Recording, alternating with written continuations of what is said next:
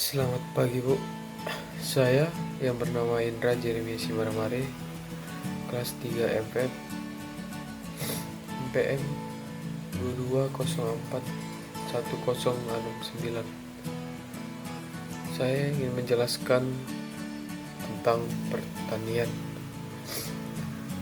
Di balik ini saya akan memperlihatkan tentang perkembangan pertanian dan peralatan-alatan.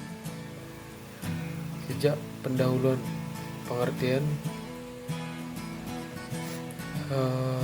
dalam sebuah perangkap Moser tahun 1966 memberi definisi pertanian sebagai sejenis proses produksi yang khas atau didasarkan oleh petani dalam suatu usaha tani sebagai suatu proses produksi petani, usaha tani, dan usaha tani sebagai perusahaan. Proses produksi: tumbuhan mengambil zat hara yang ada di dalam tanah melalui akar-akarnya. Zat ini di bawah tersebut diubah menjadi buah-buahan, biji-bijian, dan hasil lain dari proses yang disebut fotosintesis. Hasil tumbuhan ini kemudian dimakan oleh hewan dan manusia. Bahan makan dari tanaman ini tersebut bahan makan primer, karena tanaman juga disebut pabrik makanan primer, menghasilkan daging, telur, susu, dan hasil ternak lain yang dikonsumsi oleh manusia.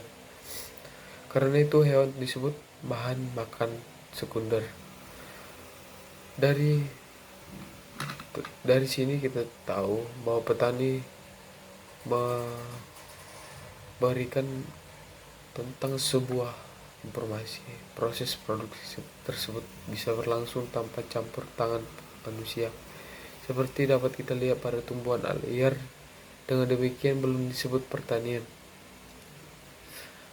Dengan turut campur tangannya manusia dalam perkembangan tumbuhan dan hewan, maka pertumbuhan tersebut menjadi lebih sesuai dengan kemauan dan kebutuhan manusia.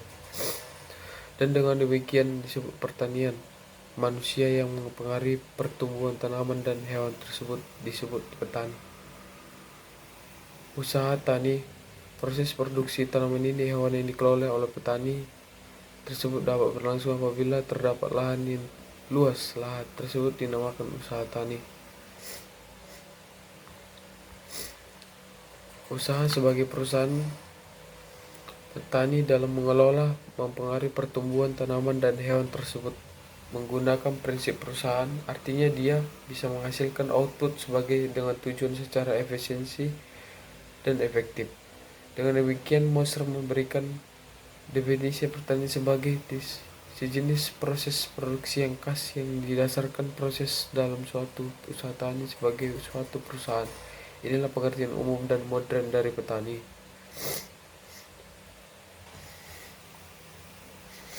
Struktur pertani. Struktur pertanian didasarkan ruang lingkupnya dalam dibedakan menjadi pertanian dalam arti luas dan dalam arti sempit. Berdasarkan cara pengusahaannya dapat dibedakan menjadi pertanian rakyat dan pertanian perusahaan besar. Berdasarkan lokasi dapat dibedakan menjadi rural dan urban area. Ruang lingkup pertanian. Pertanian dalam arti sempit meliputi tanaman pangan dan hortikultura serta perkebunan.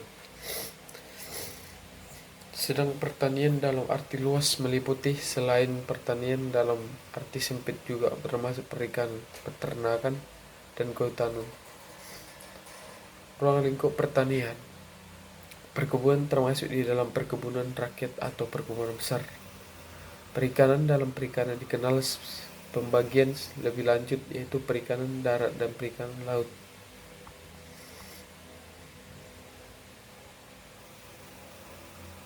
Cara pengusahaan pertanian.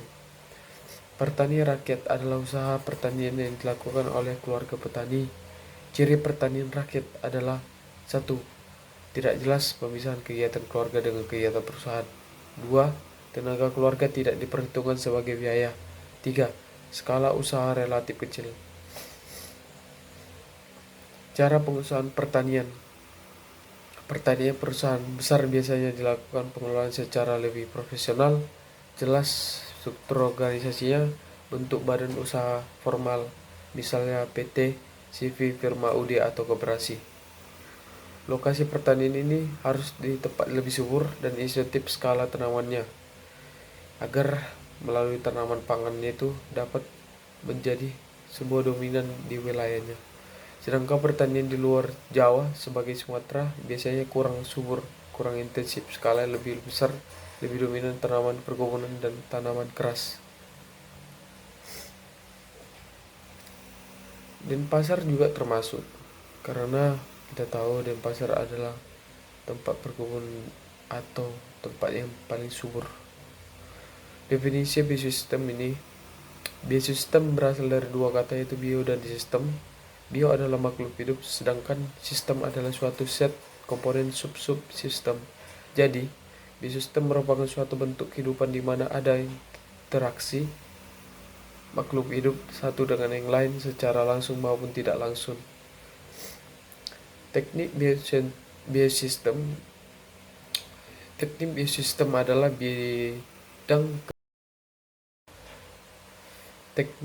biosistem adalah bidang keteknikan yang mengaplikasikan ilmu biologi, lingkungan, dan pertanian. Teknik biosistem ini merupakan kelanjutan dari teknik Eropa pertanian dari Amerika Serikat. Teknik biosistem disebut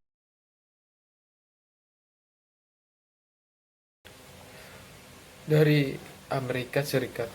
Teknik biosistem disebut dengan teknik biologis yang merupakan bagian dari teknik biologis pertanian, sedangkan aplikasi biomedis tidak termasuk di dalamnya. Sistem biologi is the study system of biological component which may be molecules, cells, organisms, or entire species. Biosystem engineering represent understanding or modeling of the performance of the biological system for sustainable development in land.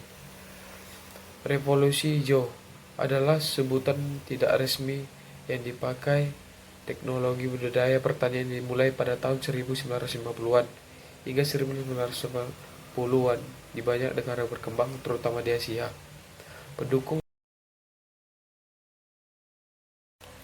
Pendukung ketahanan pangan, tujuan mengatasi kelaparan, semwada pangan. Kelaparan tidak teratasi sosial dan petani besar dan kecil, lingkungan, kerusakan ekosistem. Revolusi hitam adalah identik dengan perbaikan solusi dari permasalahan yang ditinggalkan oleh revolusi hijau.